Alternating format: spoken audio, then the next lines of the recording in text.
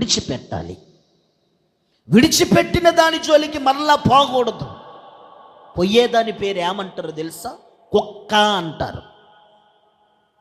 పరిశుద్ధ గ్రంథంలో పేతురు రాసిన పత్రికలో అన్నాడు, కొందరు భక్తి, కొందరు విశ్వాసము, కొందరు నడవడిక ఎలాగుందంటే కుక్క తన వాంతికి తిరిగినట్లుగా ఉందంట.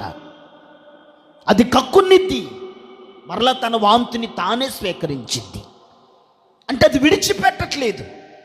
నా కడుపులో నుంచి వ్యర్థత వచ్చింది, నా కడుపులో నుంచి చెడుది వచ్చింది, అది పడకే కదా బయటకు నేను త్రోసివేసింది, అది నాకు అభ్యంతరంగా ఉందనే కదా దాన్ని నేను విడిచిపెట్టింది, నా కడుపుని పాడు చేస్తుందనే కదా, నా శరీరాన్ని పాడు చేస్తుందనే కదా, నా శరీరంలో ఉన్న అవయవాలను పాడు చేస్తుందనే కదా, నా ఇంటిని పాడు చేస్తుందనే కదా, నా బిడ్డల్ని పాడు చేస్తుందనే కదా నేను ఆ పాపమును వదులుకుంది, విడిచిపెట్టింది అందుకే కదా అని అది గుర్తెరగదు.